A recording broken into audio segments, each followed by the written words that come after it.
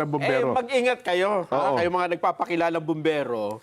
Wag kayong magpapakita kay Speaker Martin Romualdez.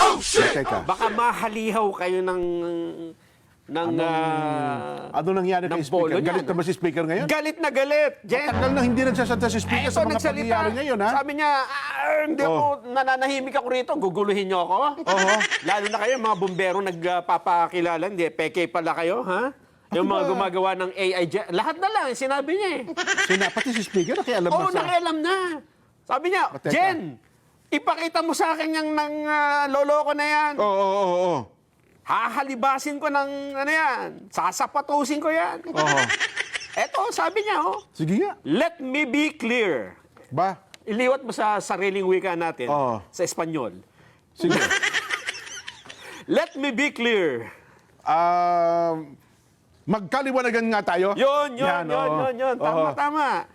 The House of the People Ang tahanan ng mamamayang Pilipino will never condone corruption. ay hindi kailanman kukonsintihin ang pagnanakaw o ang korupsyon. Yun. Whether in public works, Kung yan man ay sa mga pagawaing bayan, local governance, sa lokal na pamahalaan, or any other areas of government service. o sa iba pang sangay ng ating pamahalaan. Allegation of wrongdoings must be investigated thoroughly. Yan ang investigasyon sa mga maling gawain. Oo. Oho. And address decisively.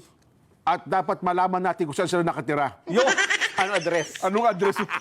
I fully support initiative Ayan, for independent scrutiny Ba?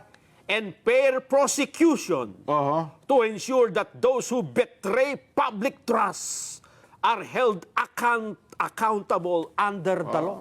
Pero parang nakangiti siya sa larawan eh. Yung picture lang niya. Yung picture, pero ang mensahe, mabigat ha? Mabigat ito. Mabigat po ang mensahe. At saka ngayon lang siya nagsalita tungkol dito ha? Oo. Tungkol sa usapin Yes. ng flood control. Suportado niya. Oo. Investigahan natin lahat yan. Sino pa man yan. Oho. Kasi nga, parang ang pinararatangan ang leadership ng Kamara de Kahit Representante. na kami, kahit na ako. Ba, teka. Sinabi yan? Hindi pala ako kasama. Tama rin yan ha. Dapat ding marinig natin sa kanyang panig mismo ang ganyang mga pananalita. Kasi ang sabi ng House Tricom, wala silang sasantuhin eh. Wala. Di ba? At ngayon, nagsalita rin po si Speaker Martin Romualdez bilang leader ng Kamara de Representante, may dapat lang papanagutin. Walang kukonsintihin. Hindi po nila kinukundina. Hindi po nila kinukondone, kukonsintihin. Yes. Ito hong anumang pagnanakaw sa kabangyaman. Tama yan. Tama. Oho. Ano pa sinabi? Yun lang. Ganon? Oo, dalawa. Maikli lang yun. Oho. Oo. Saan niya sinabi yung mga bagay na yan? Sinabi niya ito habang nagkakapi kami kanina, Jen. Wow. Sabi niya, Nelson, sabihin mo to sa saganang mamamayan. Mm. At sabihin mo dun sa isang senador na nagngangalang Oh. mag... Ayan. Kaya may nilabas na statement. Ayan, mahaba-haba yan eh.